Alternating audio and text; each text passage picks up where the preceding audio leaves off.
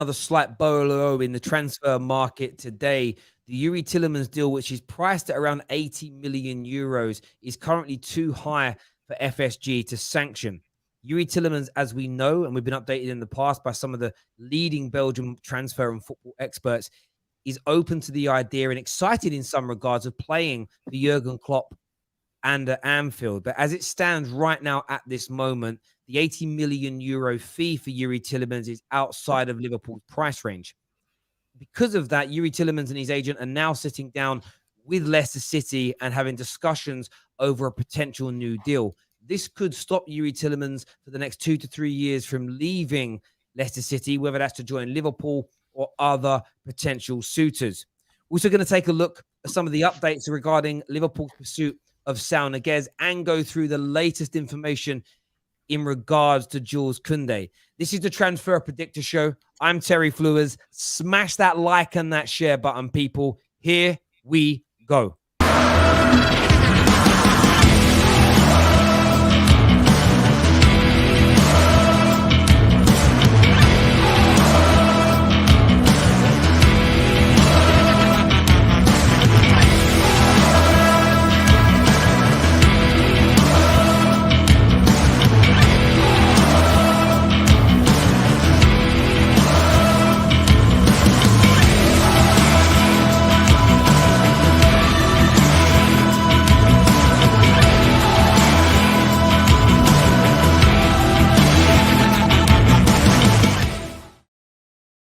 And I tell you now, I have got a great panel on the show tonight. It's all Liverpool as well. It's been a while since I've been surrounded by this many rats. I'm joking. Great people, great people are these Scousers. We're going to touch on the Youri Tielemans deal first and foremost, actually. We're going to do Kounde first, but we're going to touch on the Youri Tielemans deal. As I said in the intro, currently Liverpool are being priced out of this. But what the likes of Sasha have told me is to be very mindful that is of this situation now. His end words were to me, we had a conversation that he sent me through a bit of a breakdown of this deal. He said, at the moment, the asking price of 80 million euros is too high. Liverpool will not sanction this deal. Youri Tielemans is excited about and open to the idea of joining Liverpool Football Club. He would like to play for Jurgen Klopp. Of course, walking out at Anfield with You Never Walk Alone is one of the most spine-tingling experiences a football player can experience. But he's also happy to remain at Leicester City. This isn't a player that's unhappy at the King Power, unhappy under Brendan Rodgers. So is looking at the potential of a new deal. Liverpool, the only club that are really interested in him right now. And if they can't work out a way of affording this deal during this window, he will very, very likely sign a new deal at Leicester City. But the final word he said to me was things can, of course, change and move over the next couple of weeks. Liverpool are looking at the exit of a couple of players. The Saul Niguez deal still isn't complete, so things could still change. It's not over for Liverpool just yet. So I went back again and said, so the deal isn't dead. He went, it isn't dead. It's just right now Liverpool have said they can't sanction that deal. So there is the possibility that this deal could get done, but we'll have to wait and see what happens in the coming weeks. But I do want your views and I do want your opinions. Thank you very much, Sasha, and of course, Christoph, that we've reached out to for the updates in relation to the Belgium. We're going to get the panel on now. We're going to introduce the panel to you. Before that, we've got a super chat here. It says, Terry, I trust you more than my girlfriend. Well, I can assure you one thing. I never knowingly give false information. So if a journalist, if a transfer expert, if an agent gives me information, I will pass it on to you. I tend not to share it. Today, some Chelsea fan messaged me again. You said there was going to be a Haaland update. I haven't had the confirmation about the information I was told, so I don't go live with it. And he's like, yeah, but just tell us anyway. I'm like, what? And then it turns out not to be true, and then you all come at me. It's like, just patience is a virtue there. Patience is a virtue.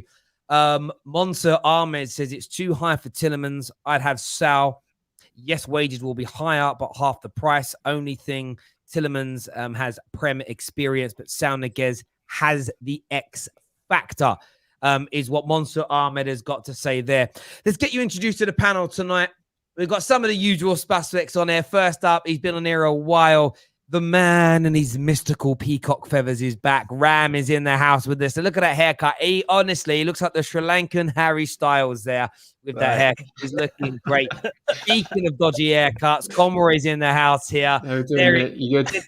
The sort of Tintin side parting going on there. No, it's because I need a haircut. It's too long. Tom Little's in the house.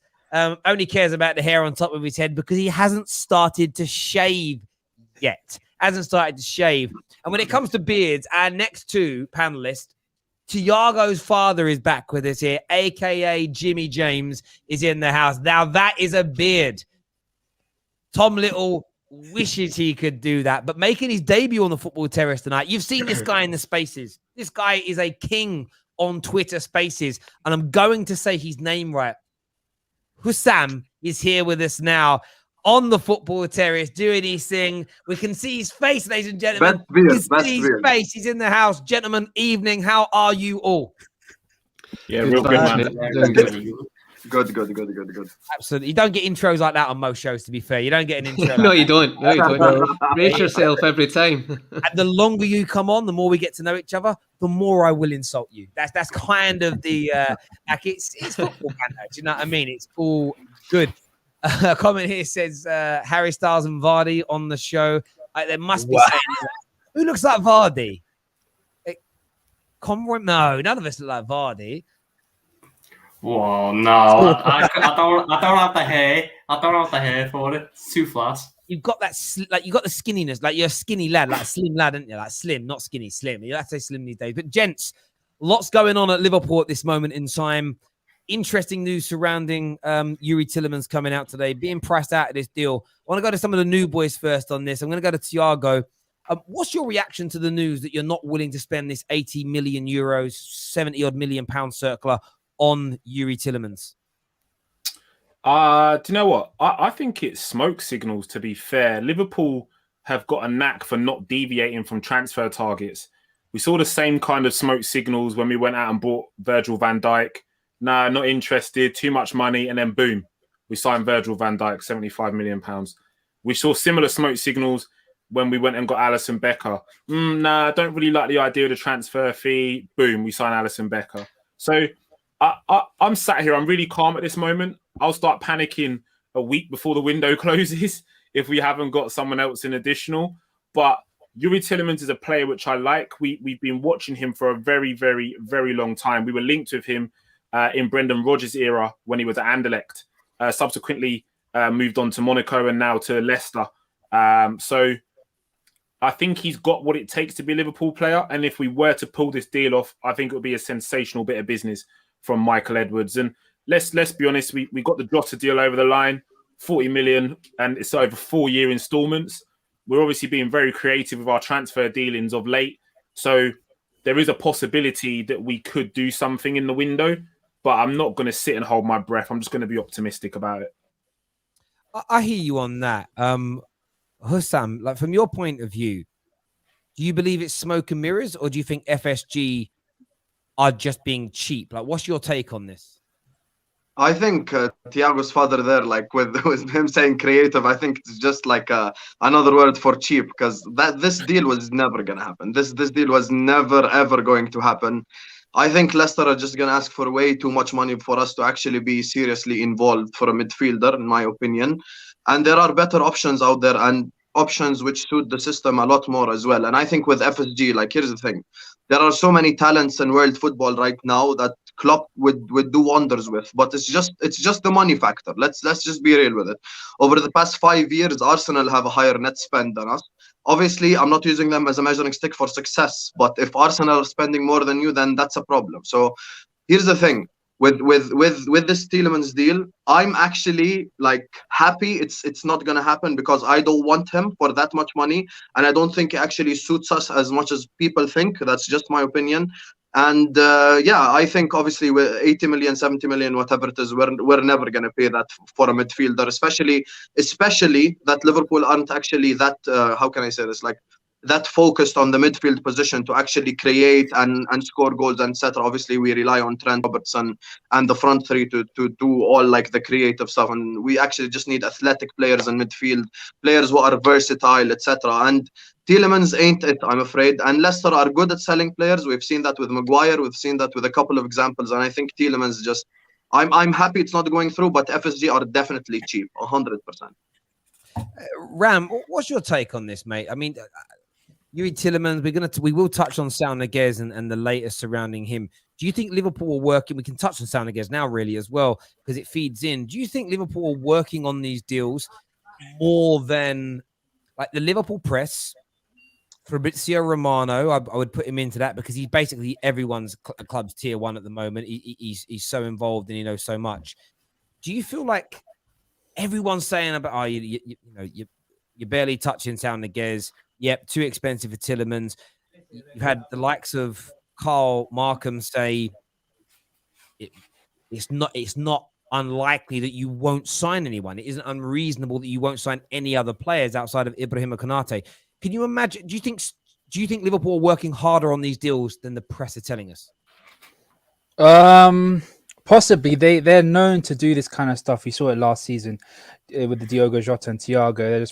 They were sort of like looking for the best deal, and then once Thiago signed, then we signed Diogo Jota a couple of days later.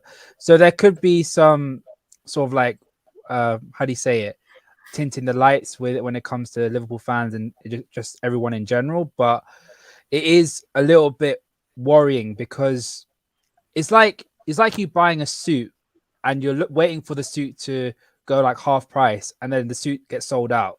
You know what I mean? You're waiting too long for the best deal, and then once it comes, everyone gets it. So someone will come and get the best deal, and then we end up getting nothing. So I don't like that. If the player is good enough, pay the money, and if he's not, then just look for better alternatives. It's as simple as that.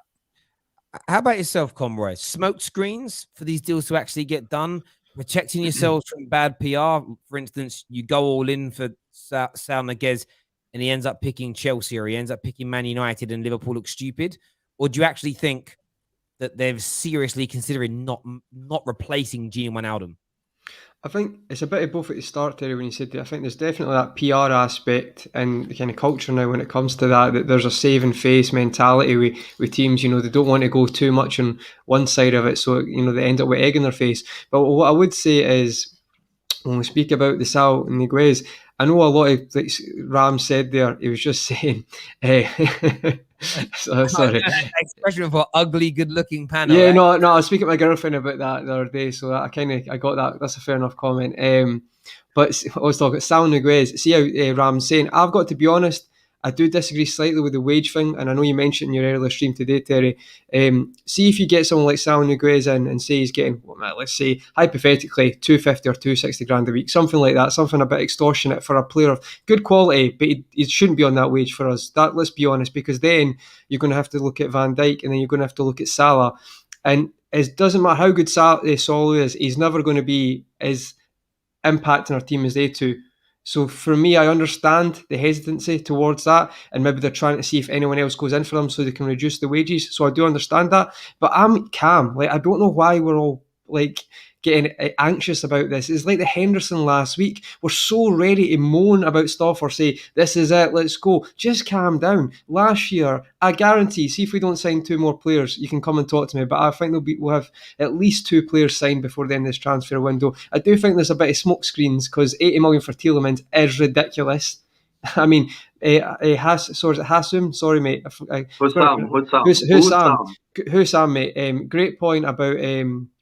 you talk about Liverpool's midfield. The only midfielder who's maybe not in that bracket is Thiago, who we just signed last summer. So why would they spend 80 million? Is just baffling. Doesn't make any sense. So I do think there's a bit of, let's distract you with that and then get another deal. But for me, I look at Saul. If it doesn't work, there's other players there we can get. Bissouma's available, Sanchez, and they might not be your first one, but I feel like I understand why they're playing hardball, because playing him 250k a week, I don't think that fits our model, and it doesn't go with the top players, because then you have Van Dijk asking for, or Salah asking for, more, and I just think it will upset the apple cart. So that's my take on it.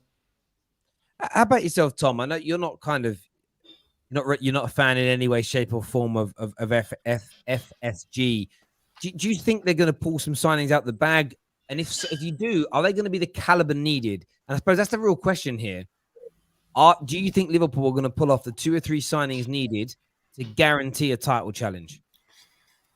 Oh, I couldn't tell you because if it's Youri Tielemans for 80 million, let's have a nice list of clubs they've fleeced for players. If we buy Youri Tielemans for anything over 40 or 50, we're going straight to the top of that list. Never in a million years is he worth that. Will we sign 2 players? Yes, because we have to. But will they be the calibre that will push us on to challenging again against this new look United, this City team, this Chelsea? I don't know, because if we wait too long with this, we've got to sell players first so we have the money. No, you buy your players first, and then you figure out at that point how much you have to sell to rebalance the books. Waiting to buy players, I reckon we've got the deal all done for someone. I think the only smoke screen that we've really had this transfer window was Bowen, because it was James Pearce who came out with it, and he doesn't really report on rumours unless there's a massive base of them, or they just aren't happening and he's trying to divert it. So I think Jared Bowen's the only smoke screen, so I don't think he'll happen. Saul, I don't know if the deal's in there because of the wages. Maybe we can get him on one of them performance incentive contracts that we like. But I think we've got a deal in place for an attacker. Couldn't tell you though. Probably someone who's not even been brought up yet, but I think we have a deal in place for someone, but we're holding off because we need to sell someone first. But in reality, last season. Yeah, in reality, it's like we're not playing career mode. You don't have a set transfer budget and you can't spend over that. You've got how much money you've got in the club. Go out of that and then just reimburse it with sales. We know Michael Edwards is a miracle worker when it comes to sales. He could easily, if we let it, we're not going to sell Origi now for what we want, but give it until the last week of the window. And let's say a team in Italy, like, I don't know, a Sassuolo or someone, their top striker target falls to them, something happens, and they're panicking. They need someone. They've offered Origi. He's on the market, got a bit of European experience. They might, with the lack of time, they might be willing to pay what we want because they can't risk negotiating. But to just wait until we get the money in, we're going to miss out on targets. And then you're inevitably going to settle for less quality. And eventually, while it might not impact us this season, later on, it will do. It's real interesting. For me, looking as a United fan, I'll give you my perspective on this. I can't, for the life of me, the only way I don't think you sign anybody is if your main targets are just not attainable this year.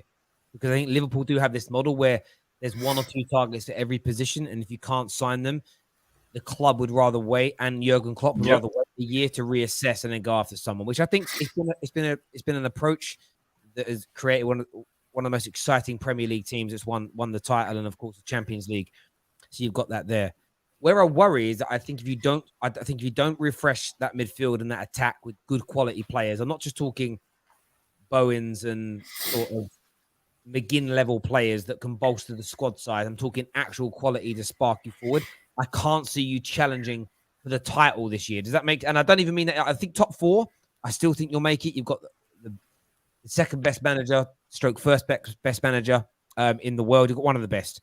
You've got an excellent first 11. Van Dijk's coming back, but I think to try and win the Premier League, there does need to be some investment in quality this year of Youri Tielemans level and above. Irrespective of the price, that quality needs to come in for you to be able to challenge. I want to ask a question, though, to Thiago here. Let's just say what Carl Markham suggested comes true, and you make no more marquee signings this summer. What's the reaction going to be like? Because there are a lot of Liverpool fans on socials that straight away when this news comes out, it's like, relax, everyone. This is FSG. We work in silence. We pull these deals off. And I've heard that from kind of a number of you tonight. What happens, because it's the third window running where they've said we're not going big, the next window we do, is there going to come a point where people's patience runs out? Or is it more about waiting to see what actually happens in the campaign before people react to not signing the right caliber of player? We had this same fanfare in the year before we won the Premier League. Everyone was up in arms. We've not signed anyone. We need to go again. We've not signed anybody. What are we going to do? What are we going to do? The team rejuvenated and went again. That team as it is currently, realistically, has probably another season in them. It has another season in them. Yeah. They're trying to squeeze every drop they can out of that front three. They're trying to squeeze every drop they can out of that midfield. Yeah. And the problem is that every time we get up in arms about something, FSG are almost vindicated in their decisions because we then go out and do and work some miracles. We look at the decision not to bring in a centre back in January. In January, the league was gone. We were never going to win the league. So FSG said, you know what, hold your horses. We've already got a deal for Kounde in place. I think that deal was done. It was done, that deal.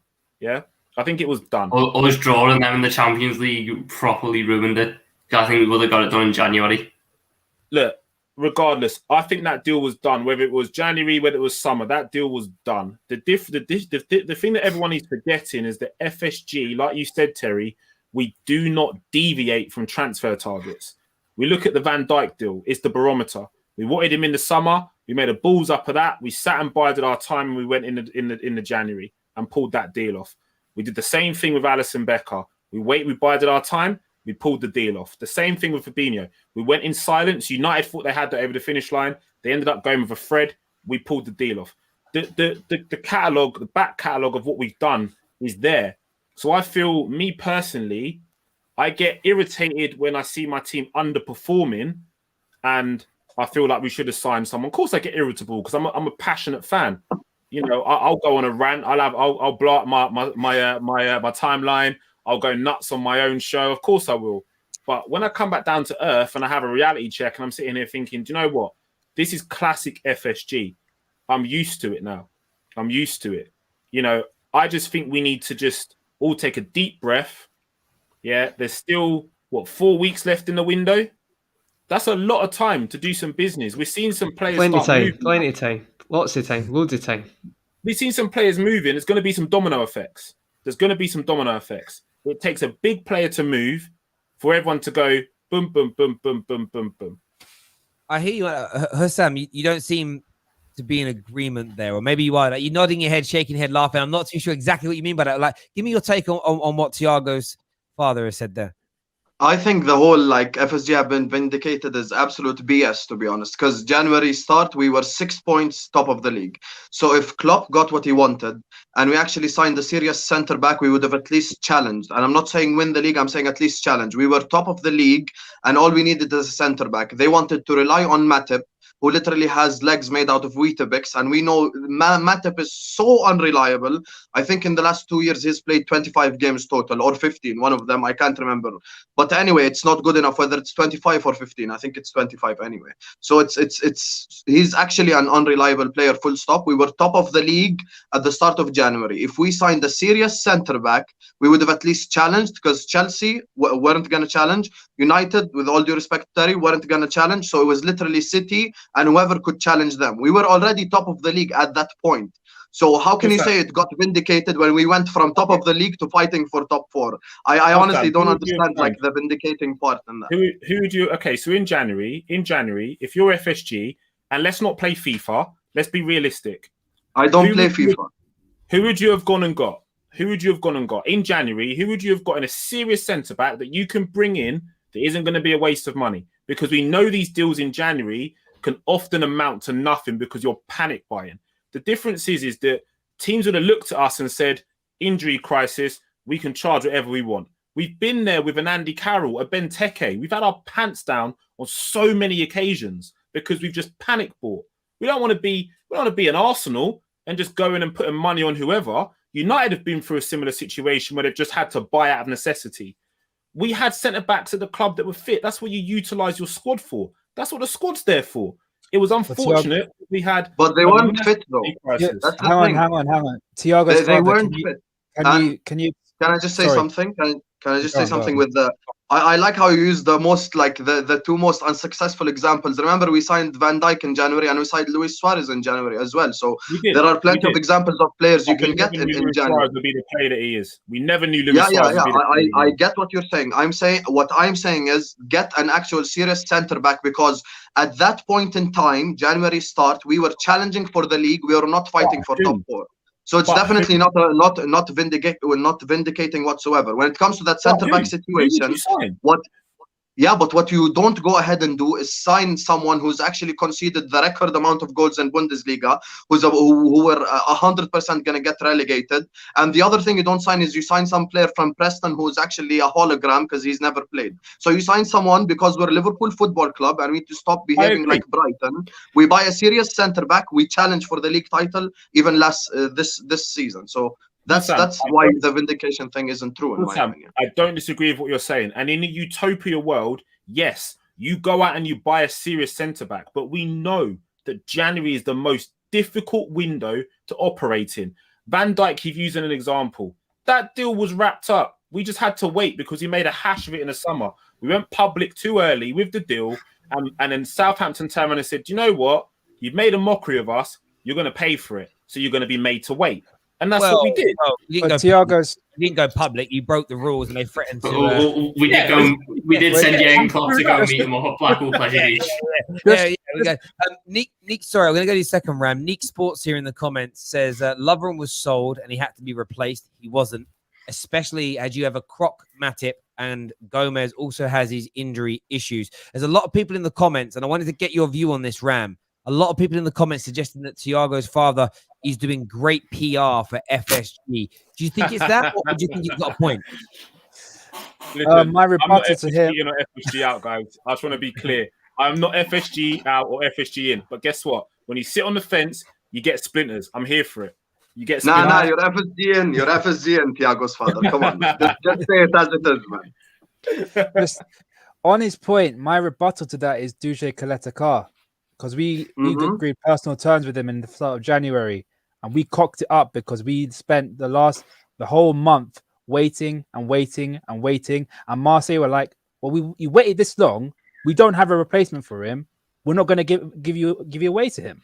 So that's my only rebuttal to him, because we absolutely balls it up. I was only happy that we just got someone in. But we could have got someone better in someone like Kaletakar. Yeah, he was the main target. He was the main target as well. A fully proven international player instead of Kabak, who I was happy that we got, but he was out of his depth. When I saw him play, he was out of his depth. I would just want to be devil's advocate with both sides here. Kaletakar, brilliant signing. We shouldn't have waited as long as we did. FSG, in the January transfer window, were gambling on Joel Matip's fitness. They were saying, Matip's coming back.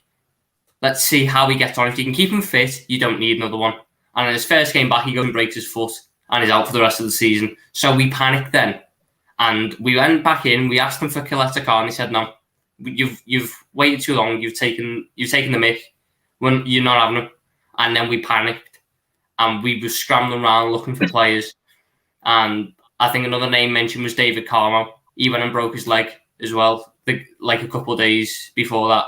But whilst FSG messed it up there, Matip weren't the start of our centre-back troubles. Clubs that already knew we were massively struggling for a centre-back, especially with the fact that Fabinho was picking up little niggles. Henderson was starting to show signs of struggling. So they were pricing their players a hell of a lot more than what they were worth. And the smart business minds were sitting there going, sorry, he's not. I know it's January, prices go up. He's never worth that. So no. Kaletakar was the one we messed up. But I'm happy, in a sense, I'm happy we messed him up because we've now got Canate in, who's an even better player. Yeah. We were just a victim of injuries happening too early. If they'd happened a bit later on and we were able to sort of delay the news, we could have got players who were cheaper and it would have been fine. But they knew we were in a bad situation. So they held us to ransom. And at the end of the day, we scrambled. And listen, everyone's entitled to it. I find it such an interesting debate to just sit back and listen to as a non-Liverpool fan, because everyone's got a different view. I sort of look at it. I'm a little bit kind of like, I'm a bit FSG in. If I'm going to give a view, not on some of the stuff they've done, as in like the furlough situation and the all that sort of stuff. That stuff's like terrible, but none of it's a heinous crime. Like, trying to charge people too much money for tickets, it's not a heinous crime. Do you know what I mean? They haven't done anything evil. It's just been stupid and what I expect from really wealthy people, to be honest with you. That's all I would say. In terms of how they run Liverpool Football Club, I think they've run Liverpool Football Club impeccably well. People often take my comments about FSG, my questions as me, like I'll read a report and I'll say, what's your thoughts on this? And people take that question being asked as like salt from me, and it isn't. I want to ascertain views. They won your first Premier League in 30 years. This is the best Liverpool team in over 30 years. They've given you the best Liverpool captain in the Premier League era, the best Liverpool attacking line in the Premier League era, the best Liverpool defense in the Premier League era. I don't remember any great goalies before. I don't remember you having a goalkeeper in my lifetime of watching football that was better than Alisson. Like, you've had some of your greatest ever players since FSG have been there. And your model is very simple as far as I'm concerned. You will rebuild another team that can win Champions Leagues and Premier Leagues. But I just don't think your rebuild in terms of acquiring players is going to be as spectacular, as star-studded, or as fast as a Man City or a Chelsea. And I almost feel like, I know everyone wants that to a degree. Okay, yeah, Mo Salah's gone. What I don't think will ever happen is Mo Salah leaves for 130 million and you replace him with a 130, 140 million player that's at Mo Salah. I think what you do is you go and find the next Mo Salah who's on his way to being that player, and it takes 2 or 3 years for him to reach that level. It isn't the model everybody wants, but it is a model that I think with the right manager is going to win you major honors. Maybe not as frequently as City. Maybe you're not going to dominate like Bayern Munich do in Germany, because of course teams go through these cycles, but Liverpool under FSG and Klopp are going to be back. Whether it's this season or the season after, I think you're going to be back challenging for titles. I just think it's a slower burner, if that makes sense. Totally agree with you. Totally agree with you. I think, again, sorry to interject. I think that there was a comment in here which just flashed up as well, which is super chat for you. Liverpool and FSG have delivered on everything they've said. When they came in, you'll get a 60-seater stadium, 60k stadium. We're about to go to a 60k stadium. New training complex. We've got a new training complex. Investment in terms of transfers. Yes, we've had to sell to buy. I get it. But we've invested that money back on the pitch. Sponsorship deals with Nike. Investment off the pitch, sensible, sustained business investment. People always seem to forget that off the field makes on the field tick. We are a more astute club off the field than we ever have been under any stewardship or ownership in the history of the club. The difference being is that what we do isn't sexy. We're not Chelsea. We're not United. We're not City. It's just not sexy. And everybody gets so hung up on the fact that we're not going out and splashing 50 million, 60 million, 70 million, 80 million on players at the drop of a hat. We just have to go about our business a totally different way. And as far as I'm concerned, I don't support FSG. I support Liverpool Football Club. FSG are only the custodians of the club. They are solely custodians. They will not be here forever. And when FSG leaves, does my support of my club end? It doesn't. I'm here for my club. And whatever decisions the owners make of the club simply means I have to roll with it. I haven't got to like it. I've just got to roll with it. So I'm not going to sit and stress myself over what they don't do and what they do, because at the end of the day, they've been vindicated in some of their decisions. We've won a Champions League title. Yeah, we missed out on the final. We turned around and said, you know what? Next year we're going to go again. The following year, we then win the Premier League, Club World Cup, Super Cup. First in the history of the club. There's been so many firsts, and I feel like we get so hung up on the stuff they don't do rather than talking about some of the stuff they do. But I do think last season, though, I think that's pure luck. Like I've said this numerous times, it looks vindicated now because we've got Champions League, but 9 Should times out of never 10, have got Liverpool are Champions never League. getting the Champions League. Other teams failed, not we were amazing. I mean, it literally was Alisson last minute header against West Brom. Like, Yeah. and I know you get there at the end of the season, people say you deserve it, and I usually go with that mantra. But there was too many things that went in our favour. Like, it got to a point. Bear in mind, we lost 6 games at home in a row, and we still got. It was baffling. So I do feel like that centre back one was the one that really that was the for me that kind of took me over the line to one side, because I felt like that was the chance that you don't have to be an oil rich club to just say, you know what, we need a centre back, we're going to get a centre back. And that's why I think a lot of people, that was a moment, I think Tom agrees with that as well, you said the point earlier, where that really annoyed you. And it's like, you say vindicated, and I agree with a lot of the points you're saying, mate, but that last season was just luck. That's all it was. And with us getting Champions League, FSG would be rubbing their hands together, because it would be like, if we never got Champions League, there would be a big outcry. But because there wasn't, as you can see, it's quieting down. And that's exactly what's happened. And then, yeah, I get what you're saying with other points. Last season for me was just luck. That was nothing of great management personally. The only good management was Klopp. I thought we made the wrong choices last year. I feel on that point. Yeah, you could say they delivered on everything, but my main worry is when Klopp is gone, the next person that has to take over the reins, they are going to struggle with someone with these owners, because Jurgen Klopp has worked with a limited budget, like a shoestring budget at Borussia Dortmund at Mainz. I don't think anyone else has that experience that Klopp has, and I think they'll be out of their depth with these owners that we have. I really, really do, and especially with the pressure that is brought upon them because it's Liverpool Football Club. I am genuinely worried for the next manager that comes in after Jurgen Klopp. This is the thing. I think there's players we sign that there's obviously a hell of a lot of data behind it, and there's a hell of a lot of reason why the scouts, the analytics, they believe regardless of who will manage them, they will go far. But Jurgen Klopp can get an extra bit out of them.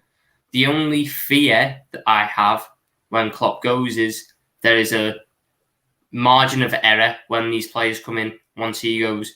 Jurgen Klopp's one of the best I've seen in my lifetime at developing young players, getting them into new roles, finding new abilities. No manager that we bring in afterwards is going to do that. So there is potential in the future for us to make a FSG signing and it doesn't work out because the situation isn't there with a manager who can bring the best out of them. But they've done, I will sit there, they've done a lot of right, but there's also things to nitpick at. I remember after the Champions League when this is to do with the journalists as well. Every summer we promised big things this summer from Liverpool. Yes. Watch this space. And then it never happens. And we always end up on the back of FSG, which rightly or wrongly, maybe that was never their plan. But someone says it and people get behind it because they want to see the big names. Yeah, I agree. But if that was never the plan, it's not right to get on the back. Totally understand that, gents. Viewers, we want your views and opinions. Thank you very much for all the super chats. Dinesh here says, fans forgetting what happened to Leeds. They spent millions of pounds to get into the Champions League semi-final and dropped. I mean, they didn't just drop out the Premier League. They were gone for 10 to 15, about 15 or so years, which is very, very true. Brian, of course, said that FSG have delivered on all their promises. You had Chuck, who said Liverpool fourth, shall walk alone this season, is what he says. They are rival-wise. I've got another super chat here from Zotta that says, we as Liverpool fans need to know that our owners won't just buy, they will wait for the right person, and price is what Zotta said. And I agree with that element there. It's maybe they should just refrain from, maybe this is one of their little mistakes, refrain from telling the journalists we've got something big planned. Just don't say fuck all. Do you know what I mean? And relax a little bit and see what goes on from there. But rival talk. We always like to talk rivals on the football terrace. Jules Kounde, he's going to be a Chelsea football player. What I found really interesting, someone sent me a link saying, what do you think of this? And it was this Spanish journalist talking about how he desires to play for Real Madrid. He's going to go Real Madrid. It's going to happen. The Premier League clubs are interested, but he won't go there. And it was he's literally like about 2 hours later, Fabrizio come out with the news, and Jules Kounde's agreed personal terms. That's done and dusted. The clubs pretty much agreed everything on structures. and payments. Everything's just being legally. This is the lull now before they officially release it, because of course they've got to go through the legalities. There could be a problem, and things move backwards. Blah blah blah blah blah. But that looks pretty much done and dusted, gents. And I wanted to get your take as Liverpool fans looking at this deal. We know he's a talented player. Chelsea have already got a stacked squad. I want to go to Hosum on this one to start with. How good a signing is Jules Kounde for Chelsea Football Club? Obviously, he's a very good centre back. Was he playing? He was playing at Sevilla, right? Last season, if I'm not mistaken. Correct? Yeah. So he's very good centre back and stuff. But I'm not really bothered by it, because I never looked at Chelsea and went like, yeah, they need to improve their defense. So Kounde can't score goals, so I'm not really bothered by it. I think if Chelsea get a striker that can score goals like a Haaland, like a Lukaku, like a whoever, then it's going to be a problem. But anyway, with Chelsea, I think last season they had the best defense in Champions League history, if I'm not mistaken. So I never really looked at the Chelsea team and went like they needed a centre back. I understand why they made that signing, obviously, with Azpilicueta getting a year older, and etc. Maybe he's not as reliable now because he's older, but it's not a threatening signing in my opinion. I'm gonna feel threatened by Chelsea if they eventually pull off that Haaland deal. Then we're in trouble. But with Kounde, I'm like, yeah, good defender, maybe a bit too short for the Premier League, so he's gonna get bullied against Burnley now when they spam crosses into the box. But I'm not too bothered about him, to be honest. It's just the striker position that makes me a bit worried about Chelsea. How about yourself, Conroy? A good signing, unnecessary, future-proofing, or is it one where you just think, like, it's a footnote for you as a rival? It doesn't really change how you view Chelsea's campaign on the way. I do feel like, I think we touched on it last night. I think Zuma looks like he's going to go replacement. You mentioned about, I can never pronounce Aspie's full name, but you talk about and a few times last year, obviously the Chelsea lot and the Terrace will know more, but he played in a free a lot as well. So with Zuma leaving, Aspie getting a bit older, I think it's a good signing. I know the Say's a right back. I'll be honest, he looks reasonable. Defense, he's good defensively at right back, but attacking wise, I think he lacked a lot. So for me, he'll suit in. They'll play a free next season, and I think he's a good signing. I get what you're saying about him being too short, but in a free, I think he'll be fine. And also, I know it's a bit cliche, but Fabio Cannavaro was not very tall, and he was one of the best centre backs ever. So I understand there's certain things, but I think he'll do a good job at Chelsea, and he'll suit the free very well. It's certainly going to be an interesting one to see how it works out. What else, Thiago, do you expect Chelsea to do? Are you the Haaland news is the key one. Haaland news is key for them. You've got this next week, it could be happening. You've got a lot of unverified reports of this £150 million bid coming in.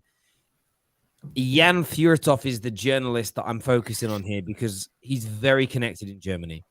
And last year we had him on the terrace. I chat with him privately a few times. Every time there was one of these, like, MUFC news pages that said there's a new bid going in this week, I'd go, is this true? And he'd be like, no. He'd go, no. I've read this rumor from this journalist in the UK. This is going to happen. He just outright go, no, not happening. It's different this year with Haaland. This year is, if they bid this, I think that will happen. If this happens, he never shut it. Do you get where I'm coming from? It has a different feel to it. Do you see, Thiago, Erling Haaland joining Chelsea Football Club this summer? It's a difficult one, and I'm like you, Tel. Like, I only ever think about the main sources. So you and I shared a private conversation about Konstantin Ekner a few weeks ago, and we had Konstantin on our show. And the last question we asked him before we closed was, Haaland to Chelsea, is it happening? And this was, say, 3 weeks ago. Konstantin was like, no, 10%. But it's going to take, he said, if it was to happen, it would take a world record bid to get him from Dortmund to Chelsea in this window. He was very specific in saying in this window, because we know that Dortmund have just sold Sancho. Now, are Dortmund going to risk selling two of their best players, arguably their two most influential players, in one window? It's going to have to be a mammoth amount of money to do it. The difference is that, yes, I can see Chelsea have got that kind of money in their bank. They've got an owner where it's like, at all costs, I want to win. At all costs. So it's going to take me 150 M's. then I'm going to put 150 M's down to do it. If it's going to cost me 170, I'm going to spend 170. Whatever it costs, he will do it. I think the cards are firmly in, or the ball is firmly in Dortmund's court. They have the ability to say, no, we're not going to sell him. No. And they'll risk going into next window and reducing the transfer fee. They've done it with Sancho. They just didn't really seem bothered because of the amount of money they've spent on him in the initial to what they're going to make on him. They've earned their money, and what he's done in terms of goals, they've earned their money. It's one of them ones where you don't want to say no and then you don't want to say yes, because if it happens, you've got egg on your face. If it doesn't happen, you're celebrating thinking Chelsea ain't got their man. So again, I'm going to sit on the fence. The splinters might come, but I need to sit on the fence on this one again. Husam's shaking his head. And how do you think the fans would react? We'll see the Dortmund fans obviously got a very passionate and fans, and David as well on the terrace speaks about them a lot. But do you think they would be happy? Because I've not actually thought about it in that sense, that losing Haaland and Sancho in the same window, I don't know. I mean, they're probably not considering the fans in that, but that's a... I'll be honest with you, bruv. I don't like to disrespect people, but I also like people to know where they are in this world. Like, I'm not an ugly man, but I couldn't get on Love Island. Like, that's what I'm saying. Right? I know that. Like when you see someone that goes on the X Factor and they can't understand why the judges are saying they're a bad singer, and it's because no one's put them in their place. Like their mum and dad have told them, "Oh, you're brilliant." Yeah. Gaslighting for their whole career. That's exactly it. This is the problem. I'm not gonna gaslight Dortmund fans. You are a selling club. Like everyone says, Liverpool need to sell to buy. Yeah. All clubs to a degree need to. Chelsea this year, all the money their owners got, they've got to sell to buy, because you still have to. You still want to run your club well as a going concern and as a business. You need to balance them books to a degree. Dortmund are a selling club, and at the end of the day, one of the things their financial directors said today was, "I don't know how I'd be able to look." I'm paraphrasing, but I don't know how I could look the shareholders in the face turning down £100 million of profit. Now, obviously, you've got shareholders, and you've got, I don't know what their return is on their investment. I don't understand it to that degree. But they're a selling club, and they use that money to reinvest to just keep themselves at the level they are. I don't think they have any desire, or they have the finances to ever go toe to toe with Bayern. I don't even know if the German FA they've got a rule where no one could ever actually be better than Bayern Munich for more than 2 years. It's like possible, yeah. It's almost like it's like a pyramid scheme that always feeds into Bayern Munich, which then makes Germany a good national team. It's almost like that's the rule. And I'm being obviously very facetious with that, but they're a selling club, and they're a selling club. They're a selling club. They're a selling club. They're a selling club. Last year, they would have sold Sancho on the last day of the window if we bid the £105 million we wanted. We just went in with 90. Where I think this one is different, and I will get off the fence. I think it's actually in Chelsea's hands. I think if Chelsea bid the 150, he's their player. I think it's a bit like Liverpool when it comes to Sal Niguez at this moment in time. If you pay him right now, if you gave him the salary he wanted, I think tomorrow he says, "I'm going," and then it happens very, very quickly. I think those deals are the balls in those. We had it with Varane. I've said it Varane 2 weeks ago. He wants to join. The player says, "I want to join," and there is a set marker of a price the club would want. It becomes about the buying club paying that money essentially. So I think it can happen, but it's the ball firmly in Chelsea's court. So do you think, so I always refer to this as a desire to buy versus the will to sell, yeah? So do you think that the desire to buy is the same as the will to sell or greater? I think if Roman could do exactly what people think he doesn't do exactly what he wants. He hires very, very smart people to make sure that he runs a football club properly. And I think the only stumbling block for this deal that stopped them from doing it is it's the medium-term effects of the salary the player's on. And then, of course, you set this precedent now. It's one of the reasons why City is still reluctant to want to pay over 80-90 million pound for the Jack Grealishes and 120 plus for Kane, is because it sets a new bar. It sets a new precedent that this is what you pay for your elite end players. And all clubs, even the rich clubs, don't like setting those bars, really. Yeah. So I think clubs working on how they do this. You've got the knock-on effects of, well, what's his salary and image rights going to be? What's that going to do for 7 or 8 players in your squad that have got contract renewals coming up in the next few years? What does that also mean for Declan Rice coming in? He's not going to get as much money, but he's going to want more. What happens the next summer when you sign 2 or 3 more players that are looked at as, we want one of the best young centre-backs in the world. Well, I want to be paid the equivalence of the best striker of my position. So they have to look. That isn't Roman's job. I think if Roman wasn't being coached on that and supported on that by his financiers, he'd just go boom. I think his desire to have Haaland at Chelsea is greater than Dortmund's want to keep him, because Dortmund's want to make money off their players, and this summer they can make much more money. And the important factor here is the person who stands to only make 10% off the sale next year, which will be about Raiola versus 30 odd million this year. His desire to make money, Trump knows no bounds. So seems you put it like that. He's therefore going now. Raiola will make it happen. Raiola's already got the man's. Raiola's been at the airport for 3 weeks waiting for the bid.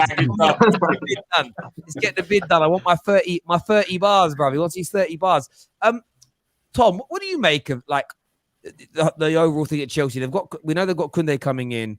Declan Rice is very much on the top of their priority list. They also want to sign a central midfielder. I don't remember the name of the journalist or person today that said that after this deal is done, expect for Jules Kounde, expect 2 more signings. Like, what's your take on that? Do you think Chelsea are going to pull off like Rice, Haaland-esque level players as well as Kounde? And if they do, surely they're winning the league. First of all, well done on signing the 3rd best French centre-back this window. Well done. Behind, Canal and Varane. If they get Haaland, I just don't see. I don't know what's happening with FFP. It doesn't really work, does it? But within the guidelines of FFP, I just don't see how you could sanction. They'd have to pay 150 million for Haaland at the minimum, because at that point, Borussia Dortmund are going to sit there and go, as much as we'd want to keep him, we can't risk out on losing £75 million, which we will not get next year when the release clause kicks in. So they will sell. So if they get him for 150, I just don't see how they can get Declan. Not saying that they can't in a way, but the price that they want for Declan Rice, I would just see Chelsea going, we appreciate you. You're our number 1 target, but there's better value elsewhere. We'll go for, I don't know, maybe they go in for Saul because we're sat on the fence waiting for him to accept 110 grand a week and 90 grand when he scores 50 league goals or something. But it will. I think Haaland's a dead set. I think it will happen at some point. I think it's just the waiting and they're trying to justify it. But I think Haaland will happen, and then it's just what midfield do they go for? Interesting take there. I mean, FFP I think it will be gone. By the time the relaxed rules end, I think they'll slowly start to remove it. I just think they will, and if they do, God help us, because God help us if that happens. And not even just Chelsea and City. There are other owners of clubs who, because of that, they took over when FFP was in place. So the owners of, for instance,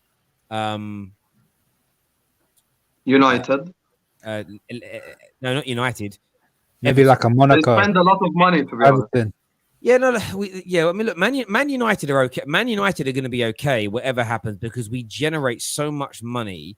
Commercial We juggernauts. spent £1 billion on players since Fergie retired. We just spent, I would say, 2/3 of that on the wrong players. So I'm not, as long as if we keep operating like we've operated this summer with precision, we've ended up, we've driven the price down on both deals. We continue to work in that way and in that manner, then I'm really relaxed about FFP being relaxed. I also think then the club are not stupid. If they're going to make money, they know they have to keep us up near the top. So maybe even reducing the debt so that we have more money each year to spend will something that will come into fruition. But it's also the likes of, Everton's owners want to spend big. But of course, the smaller clubs that have these billionaire owners, when you actually go through the list of who owns the clubs, you start seeing a lot of owners that are almost on par, or some of them richer than Roman. But because they've taken over much smaller clubs with tiny fan bases in comparison, they don't have the income to pump in as much money because they'll break FFP rules. So I could imagine, if there's no FFP and Newcastle's takeover happens, like that's the problem. That's a big problem. Legitimately, like Newcastle with big problem. 3 to 4 seasons, they are knocking a lot of people out their way. So yeah, it'll be very, and maybe that's also one of the stumbling blocks here is Chelsea and clubs like that doing their due diligence on. They also suddenly think if FFP goes, City and Chelsea are no longer going to care about breaking records for players. They're just not going to care. But remember, the more they spend, that money does get spread across football. So, for instance, if they drop 150, they end up in 3 years' time because there's no FFP they end up giving Arsenal £200 million for Saka. That's £200 million Arsenal then have to spend on players. So there is a knock-on effect. Like some of the money comes out of the game for agents and stuff, but generally speaking, it will be spread. Do you know what I mean? It just means that you'll probably create a bit of a Bayern Munich situation with one or two dominating, but it'll be interesting. I wanted to ask you all about Man United as well. Your biggest rivals, Man United. What's been your take on the business that's been done, the speed, the quality of player that's come in, mate? Been good. I think it's been good. Like, you guys cited Jadon Sancho at the very start, but quite close to the start of the window. You got Varane quite swiftly after, and you guys are looking to sign another player. From a Liverpool perspective, it's not very nice to see United doing well. Not nice at all, but you have to be real with it. You guys had a very good window so far, and it looks like it could be an even better window off at the end of it. Yeah, I mean, most Man United fans would agree. Some wouldn't. The bit in the middle of the two signings, of course, Ollie getting his new deal is infuriated. He's infuriated some. From your point of view, Conroy, do you think that with these signings coming in, United will probably sign a midfielder as well? Do you feel as if do you think fans should give Ollie one more year to prove he's good enough?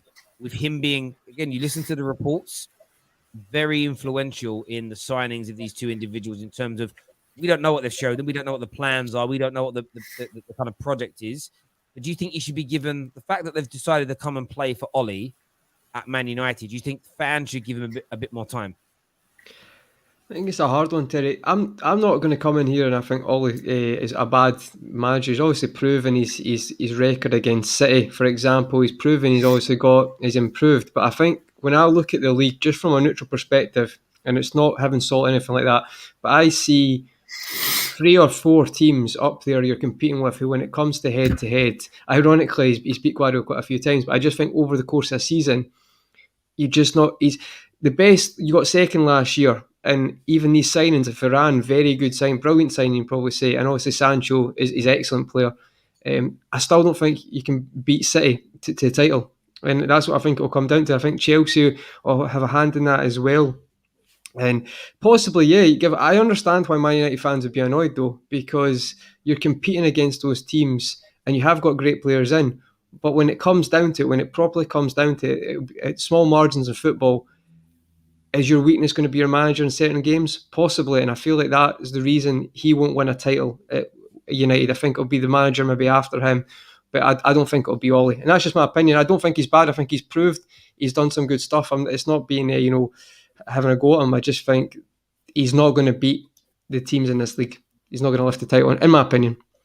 Hosum, obviously, we've had some conversations in spaces. You're not, even though you're a Liverpool fan, you're not a fan of Ollie at all, are you? No, I'm actually a huge fan. I'm Ollie in, obviously, as a rival fan, Terry. So I was very happy when he got the contract extension. If Zidane was manager or Conte was manager or whoever was manager and you've just signed Varane and Sancho, I'm just gonna be shitting myself. But because it's Ollie, I'm like, okay, Ollie gonna Solskjaer. Like, the drought continues, and the best part is it's a 3-year contract as well. So 3 more years without the Premier League, without the Champions League. I feel like, look, in my opinion, all jokes aside, a manager can win you or lose you up to 10 to 15 points every single season, in my opinion. And I see Ollie as a manager that would lose you those points and not win you those points with substitutions in games. You know what's really ironic about Ollie? And I'm not just like, this is not banter or anything. I'm actually like flabbergasted to like understanding this concept. Ollie literally made a career out of being a substitute, yet doesn't know how to make substitutions, which is something that's literally like it makes no sense to me. So like I see him actually losing you points this season by crazy decisions in game, crazy lineup decisions. You never know with him. Maybe play Sancho as a false nine, suddenly decide to play like Varane as CDM. You just don't know. Sometimes like he just comes up with some crazy stuff, and his system as well, playing against low blocks. Another thing that he needs to be tested on, creating a system for the front three, for the whoever's striker to actually get chances when you're playing against a low block. So there are plenty of things that Oli has still not answered, to be honest. So that's the only reason why I feel like most rival fans, I'm not going to speak for everyone, but most rival fans, at least I've spoken to, are not feeling threatened by Man United's summer so far. Thiago, what's your take on it, mate? Do you know what?